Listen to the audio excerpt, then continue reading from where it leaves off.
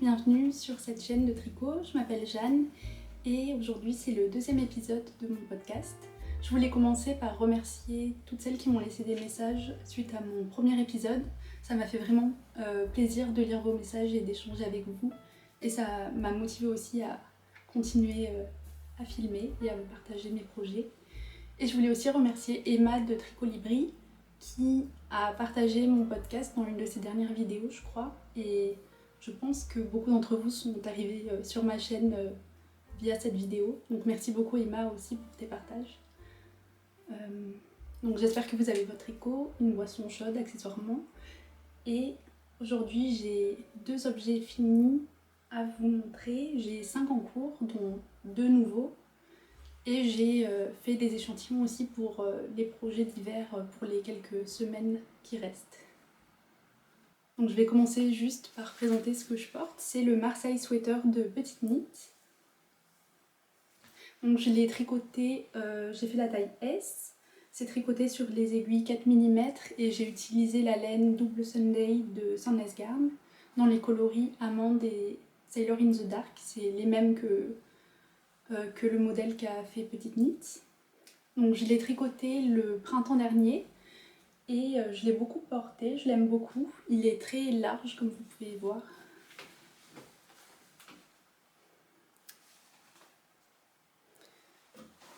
Qu'est-ce que je peux dire? Oui, j'ai pas fait les diminutions pour les manches, je les ai oubliées je crois. Mais j'aime bien le rendu, ça fait un pull très décontracté. Et la laine est très douce, très moelleuse, mais par contre, elle, comme je l'ai mentionné dans la dernière vidéo, ça bouloche un petit peu. Donc là, je l'ai rasé il y a pas très longtemps, mais je peux vous montrer l'intérieur, ça fait quelques bouloches. Peut-être je sais plus si j'ai rasé l'intérieur.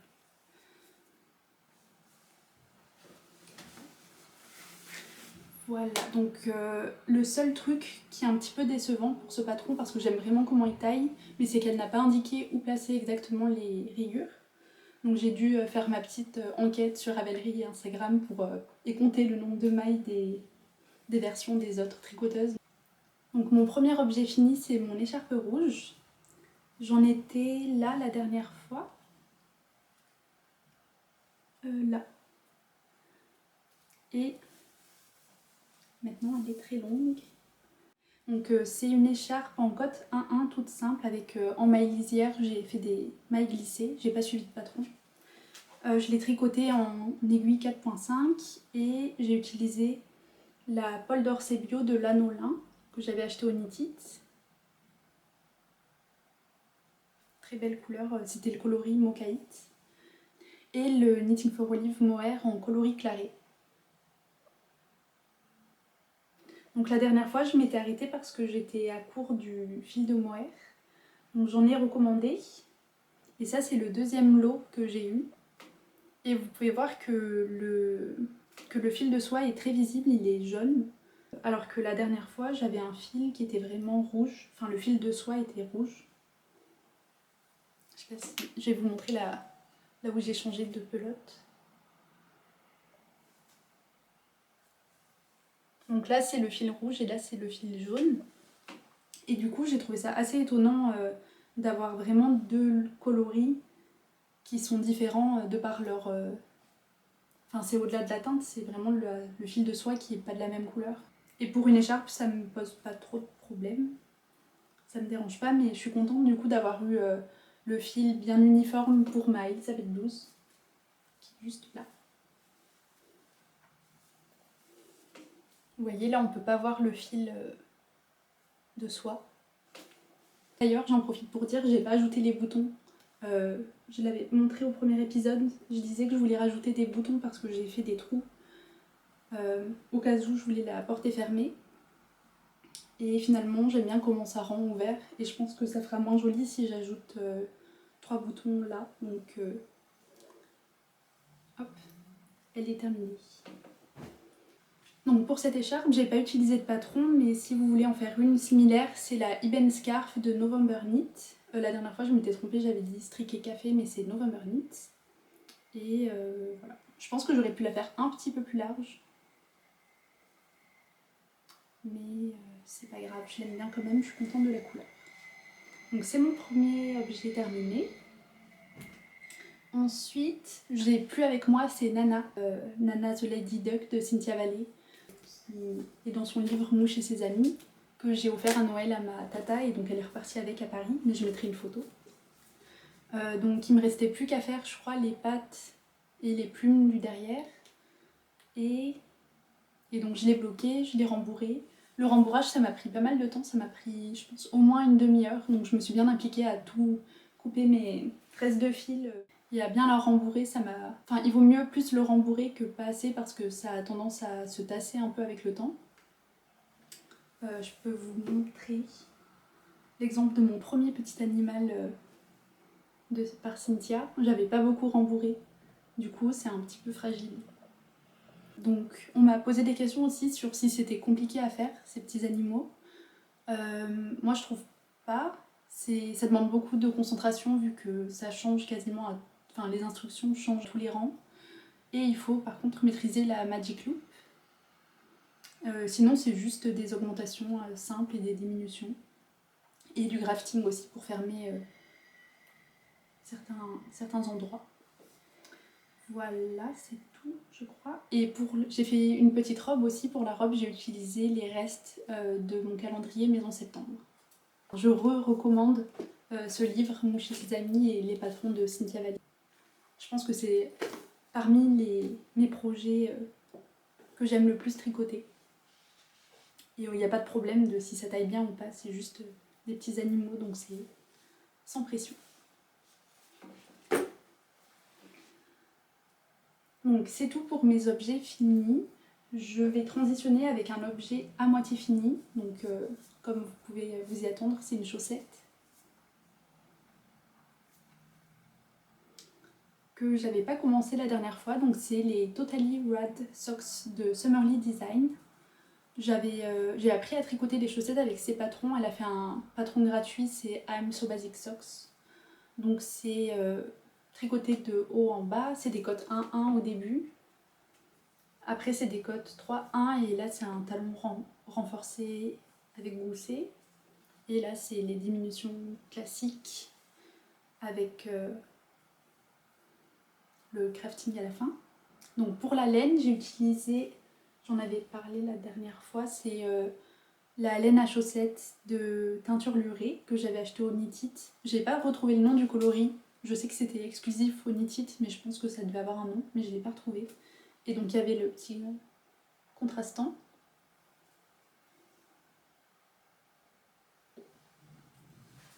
Voilà, donc ça fait une jolie laine, une jolie chaussette avec la laine mouchetée. Sur l'écran ça rend bien, mais vu que c'est moucheté, ça fait pas très net les rayures.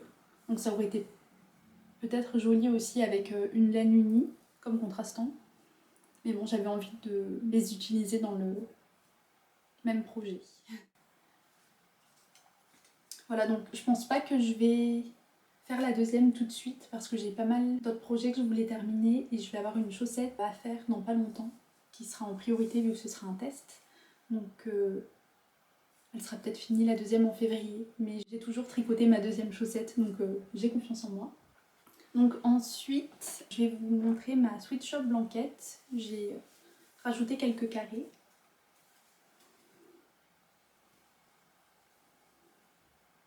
Donc j'ai rajouté la ligne du bas et le carré orange ici. Donc c'est un patron de Laura Penrose, la sweatshirt blanquette, tricoté en aiguille 4 mm. Pour la couleur de base, j'utilise la Sandnes Garn en amande, donc c'est la même que mon pull. Et après, l'objectif c'est d'utiliser des restes ou des mini, des calendriers de l'Avent. Donc on a besoin de, je crois, 10 grammes pour un triangle, de fingering tenue double. Et c'est sans couture, c'est avec des mailles lisières qui sont très jolies. Et c'est fait avec les rangs raccourcis à l'amande en point mousse. Donc voilà, rien de spécial, j'ai juste rajouté les carrés. Donc c'est le coloris automne de Knitting for Olive. Là c'est Wild Berries du Merino Knitting for Olive. Là c'est un fil de Regia. Ça c'est le même que celui qui est là-haut.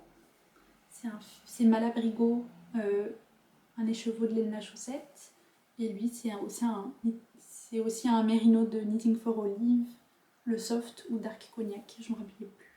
Donc j'ai commencé à réutiliser les couleurs du début. Donc là, je suis à 4 carrés sur 4. Et je pense que je vais faire une pause parce que je veux finir d'autres projets en priorité. J'ai pas vraiment besoin d'une couverture, donc c'est le projet fun. Et j'aime beaucoup aussi Laura Penrose, elle est sur YouTube. Et j'ai beaucoup aimé regarder ses vlogmas. Si vous connaissez pas, je vous recommande. Donc, toujours Laura Penrose. Vous connaissez déjà, c'est la Stella Quilt Cushion. Donc c'est une housse de coussin, c'est tricoté sur des aiguilles 4 mm. Et j'utilise la Double Sunday en coloris cardamome pour la couleur principale. Et le reste c'était avec principalement des pelotes du calendrier de l'Avent de Maison Septembre. Donc des laine fingering tenue double pour les couleurs du milieu. Et donc c'est les mêmes techniques que la Switch Shop Blanket, c'est sans couture. Je crois que c'est du tricot modulaire, si je me trompe pas. Et donc la dernière fois, j'étais arrivée aussi à court de ma couleur principale. Donc là j'ai reçu ma commande, j'avais recommandé 3 pelotes. Et donc j'ai pu avancer un petit peu hier soir. Donc je suis prête à faire les diminutions dans le dos.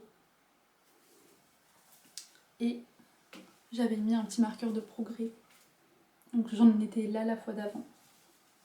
J'ai pas fait beaucoup de progrès. Mais j'espère que je vais la finir la semaine prochaine.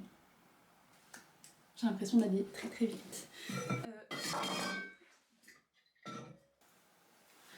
Mon prochain projet, qui est dans un petit sac à projet que ma maman m'a cousu, c'est le sweater que je suis en train de tester pour Emma Meyer. Donc c'est le Hepatica sweater.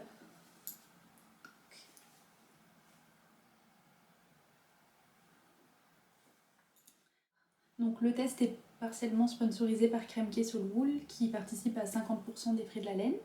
Donc j'utilise la Meri Merino 140 de Kremke. Je la tricote en aiguille 4.5 et donc c'est un pull qu'on tricote de haut en bas, c'est un drop shoulder. Pour le col c'est des côtes 1-1 repliées. Et pour les manches, donc la dernière fois j'avais pas encore fait les manches, c'est des manches ballon avec des diminutions rapides à la fin. Qu'est-ce que je peux dire aussi? Oui, donc il n'y avait pas de rang raccourci pour le dos, c'était les augmentations. Et par contre pour les manches, il y a des rangs raccourcis pour éviter que ça fasse des plis. D'ailleurs là aussi pour le Marseille Sweater, il y a des rangs raccourcis à ce niveau-là des manches. Et là par contre vu qu'il y a des rayures, il ne faut pas oublier de les intégrer au rang raccourci. Et il y a une technique je crois, enfin moi j'ai été un peu rapide donc j'ai pas vu les instructions mais je crois qu'elle discutait d'une technique pour éviter qu'on voit la laine quand on change de couleur au niveau des rangs raccourcis. Donc ce niveau-là. Donc Emma donne l'option aussi parce que c'est du point mousse.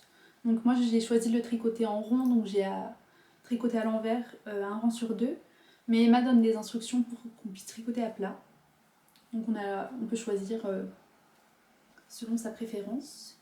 Donc comme je l'avais un petit peu anticipé la dernière fois, je suis arrivée à court de pelotes pour la couleur principale. Donc j'en ai recommandé une et j'avais peur aussi de devoir payer la frais de livraison juste pour une pelote. Mais c'est arrivé à d'autres testeuses, donc ils nous ont offert les pelotes supplémentaires qu'on n'avait pas payées dès la première commande. Donc ça c'était très gentil aussi de leur part. Et sinon, le test avance bien. Je suis assez contente de mon choix de couleur là aussi. Je pense que je vais bien aimer le porter. Et je l'ai essayé et j'aime bien la coupe. Donc hâte de voir ce que ça va faire bloquer. Je pense qu'il me reste plus beaucoup de rayures avant de faire les côtes du corps. Vu que c'est du point mousse, ça va grandir pas mal. Et j'aime bien mes tricots qui m'arrivent à peu près au niveau des hanches. Mais j'ai un assez petit buste, donc j'ai pas besoin de tricoter les pulls très longs. Donc ça, je pense aussi que ce sera fini la prochaine fois. J'espère. Ah oui, et je voulais juste aussi montrer mes aiguilles, mais là on voit pas grand chose. Parce que je tricote avec les Knit Pro, les aiguilles en bois de Knit Pro, les interchangeables. Et les câbles des Knit Pro, normalement c'est ces câbles noirs qui sont pas très souples. Mais j'en ai trouvé donc au Festival de Barcelone. Ils avaient un stand Knit Pro et ils avaient des câbles violets. Et je pense qu'ils sont vraiment beaucoup plus souples. Enfin, ils sont. En tout cas, si vous n'aimez pas les Knit Pro à cause des câbles, sachez que maintenant il y a des câbles violets qui sont très agréables et très pratiques pour la Magic Loop aussi. Donc mon dernier objet en cours, c'est le Honey Bucket Bag de Petite Knit.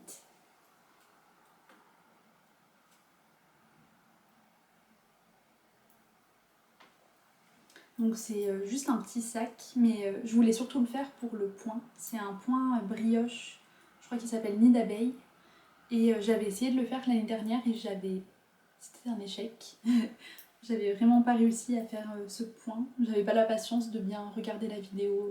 Enfin bref, je comprenais pas assez le tricot pour faire ce patron. Donc là, je suis très contente d'avoir réussi jusque-là à faire un truc pas trop mal. Et donc je le fais avec une copine, Sophie, que j'ai rencontrée au salon de thé de Montpellier. On a choisi la même laine. Je le tricote avec le Knitting for Olive Merino et le mohair. C'est le coloris Fennel Seed, donc c'est fenouil.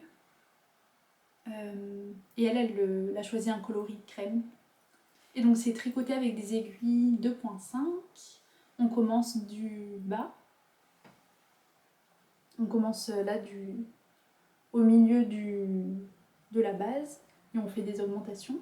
Donc là c'est vraiment aussi pas la partie rigolote, c'était avec les aiguilles double pointe. Donc j'avais 5 aiguilles comme ça, qui sont très longues. J'aimerais bien en avoir des comme ça, un peu moins longues. Donc on a décidé de monter le projet ensemble, donc on était avec nos aiguilles, nos 5 aiguilles double pointe au café, en train de galérer à faire notre petit rond. Je crois qu'on avait l'air assez intrigante. C'était peut-être pas le plus pratique à ramener au café, mais bref. En tout cas, je crois qu'elle a avancé à peu près comme moi. Donc pour parler un peu du point. En gros, c'est pas très compliqué, c'est à l'envers, on fait le point brioche, donc c'est créer une maille double et tricoter ensemble une maille double. Et à l'endroit, il faut juste tricoter toutes les mailles et glisser tous les jetés. Et c'est 4 rangs qui se répètent, mais en vrai c'est 2 fois les mêmes rangs. C'est juste qu'à un moment les points sont décalés. Bref. Et donc il y a l'option de le tricoter en rond.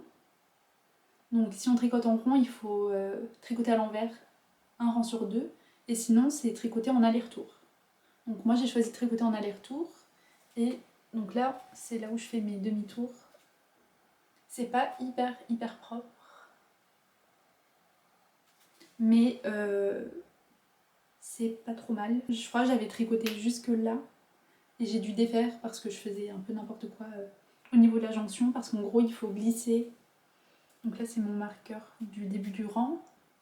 Quand on est à l'endroit, on glisse la première maille et on la tricote à la fin du rang. Et après, on la remet sur l'aiguille. Enfin bref. Il y a juste ce passage qui est un peu tricky. Et où je continue à faire des bêtises. Sinon, le point brioche en lui-même, je trouve qu'il n'est pas très compliqué. Il est très simple à retenir. Donc pour ce sac, il y a 2 tailles. Je fais la deuxième taille, donc la plus grande. Du coup, j'ai 2 autres pelotes. Voilà, donc c'est tout pour cette petit sac. J'avais commencé la Honey Clutch au printemps, je crois. Donc je l'ai là. J'avais juste fait la base, le rectangle en double knitting. Donc je pense qu'une fois que j'aurai fini le sac, je me mettrai à faire celle-ci. Et j'avais même acheté la fermeture pour faire ça. En tout cas, je suis très contente d'avoir réussi à faire ce point un peu plus complexe parce qu'il y a un projet en point brioche que j'avais vraiment envie de faire depuis quelques mois. Mais bon, je me suis dit que avant de me lancer dans un vêtement, un gilet ou un pull, j'allais peut-être essayer de maîtriser le point sur un petit sac. Donc c'est chose faite. Et je pense que maintenant je peux vous parler du coup de mes plans pour cet hiver. Donc un des projets que je suis très contente d'avoir enfin les compétences de tenter, c'est le Agnette Cardigan par Petite Knit, notre cher gourou.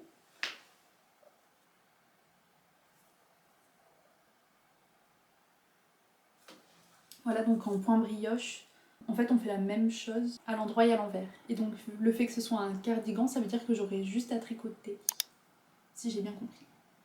Donc pour mon Agnette Cardigan, je vais utiliser la Timbergint de Sandnes Yarn dans le coloris brun mélange. Et pour le mohair, j'utilise la Knitting for Olive en coloris plume clé.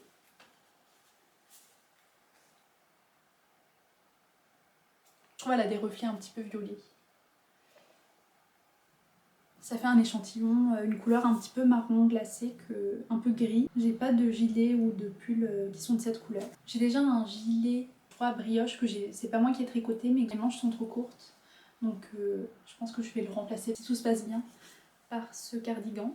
Donc désolée, c'est vraiment beaucoup de petites knits pour un épisode. J'essaye normalement de regarder les autres designers et d'alterner un peu dans les pulls que je fais.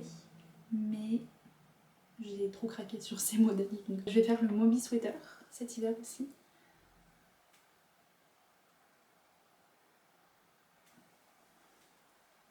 Et donc pour la laine, je me suis fait plaisir. C'est encore du Knitting for Olive. C'est le mohair coloris crème. Donc un blanc un peu cassé. Et pour l'autre fil, c'est le Jensen de Disager. Donc je l'ai mis en pelote. Ils disent pas quelle laine c'est. Mais c'est un peu penchant rustique, donc les laines que j'aime bien. Et c'est le coloris 6S. Et j'étais assez étonnée parce que c'est des écheveaux de 100 grammes. Mais j'ai eu 2 écheveaux de 50 grammes. Je comprends pas trop. On va voir. Est-ce que c'est 100 grammes ou est-ce que c'est 2 fois 50 grammes?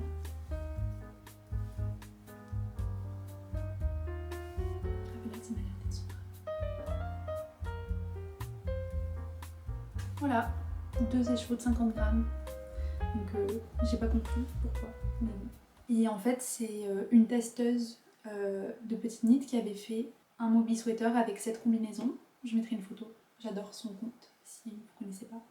Et donc je me suis dit que si je tricotais le Moby, ce serait dans la même combinaison. J'aime beaucoup la couleur aussi. Ça fait un peu un gris beige qui me change aussi. On peut voir que c'est plus gris que mon pull. Là, mon Marseille Sweater, il est plus jaune. Pour ce pull, je vais aussi faire attention à le faire plus grand.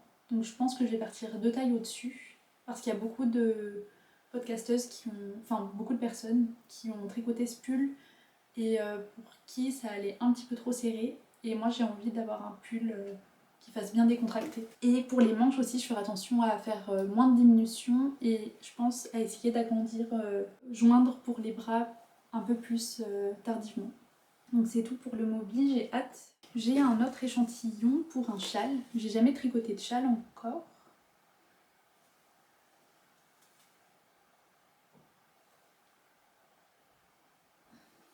Mais ça fait longtemps aussi que j'ai envie de faire le Pressed Flower Châle de Amy Christopher. Donc c'est un châle fait avec la technique de mosaïque. C'est pas du jacquard, c'est la mosaïque, donc il faut glisser un rang sur... non, je crois 2 rangs sur 4. Tu tricotes avec une couleur et tu glisses toutes les mailles de l'autre couleur. Et donc pour ce châle, je vais utiliser le Cascade 220 en coloris, je sais plus, 86-86.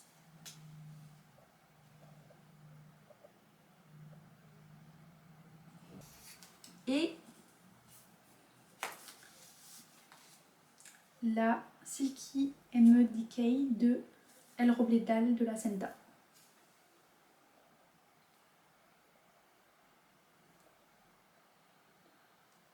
Donc je l'avais acheté au Knit avec ce projet en tête. J'ai donc 2 écheveaux de chaque. C'est de la DK, donc c'est un châle tricoté sur les aiguilles 4 mm. Et déjà je trouve très joli ce patron. Je sais pas trop comment je porterai ce châle dehors, mais en tout cas pour la maison ce sera bien si je ne le porte pas dehors. C'est pour ça que j'ai choisi des couleurs assez neutres aussi. Et j'ai bien aimé la description de ce patron aussi qui dit qu'elle a fait ce design pour apporter un petit peu de soleil dans les mois d'hiver. Un truc comme ça, je crois. Enfin, c'était assez poétique. Donc, puis ça me permet d'apprendre une nouvelle méthode et c'est vrai que je deviens, je pense, il y a Process Knitter, donc celle qui tricote juste pour se challenger et pour le fait de tricoter en lui-même. Et il y a le Product Knitter, donc qui tricote pour l'objet terminé. Je pense que je deviens un petit peu une Process Knitter. Enfin, je fais attention quand même à ce que j'ai un produit fini qui m'aille bien et qui soit dans mes goûts. Mais c'est vrai que je réfléchis quand même à prendre des projets qui vont pas trop m'ennuyer. Donc, beaucoup de nouvelles techniques au final. Parce que là, j'ai du brioche nid d'abeille, du brioche simple, j'ai du tricot modulaire, j'ai de la mosaïque, j'ai des torsades. C'est pas trop mal. Donc c'est tout pour les gros projets, entre guillemets gros, dont j'ai de la laine prévue. Sinon, j'ai 2 petits projets de chaussettes. Je vais commencer par elles. Donc, j'ai une chaussette, un test pour Emma Meyer, toujours, qui va sortir un patron de chaussettes, les Silene Socks, qui ont le même motif qu'un t-shirt qu'elle avait sorti déjà, le Silene Top, que j'avais beaucoup aimé. J'avais même fait un échantillon ici. Avec un... C'est juste des knit and pearls, mais ça fait une texture très jolie. Donc je pensais les faire avec cette laine à chaussettes, c'est la Javol de Longyarn. Le coloris, je sais pas, j'ai pas gardé l'étiquette. J'irai vérifier à la mercerie. Donc il y a ça qu'il faut que je fasse en janvier. Donc ça, je vais le faire en janvier. Et j'ai une autre chaussette en tête avec cette laine de El Robledal de la Senta. C'est mon teinturier préféré, je crois. Enfin, mes teinturiers préférés. Qui sont là. Donc j'ai acheté une laine à chaussettes Silky M Sock. Donc c'est du Merino Superwash et 20% de soie et 20% de nylon recyclé. Donc avec cette laine, je vais faire les Hibernal Socks de Summerly Design.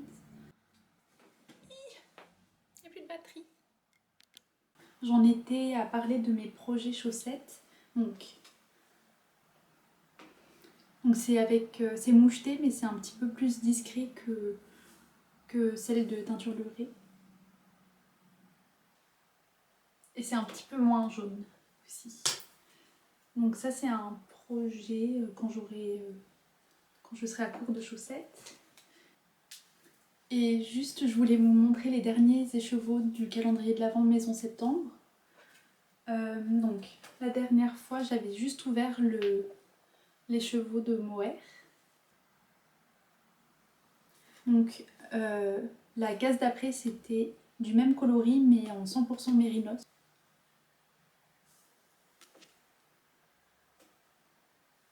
Donc j'essaierai de les mettre ensemble, enfin de les tenir ensemble pour un projet, mais je ne sais pas encore exactement ce que je veux faire avec.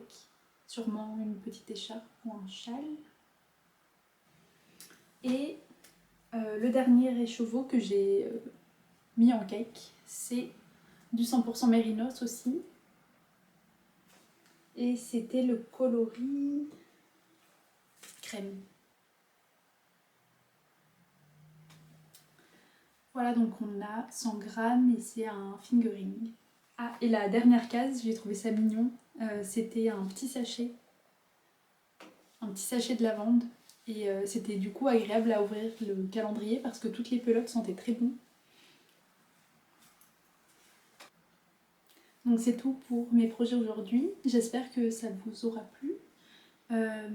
N'hésitez pas à me laisser des messages, ça me fait vraiment plaisir de les lire. Et si vous avez des suggestions ou des retours à me faire aussi, je suis preneuse. En tout cas, merci beaucoup d'avoir regardé jusqu'ici et bon tricotage et à bientôt j'espère.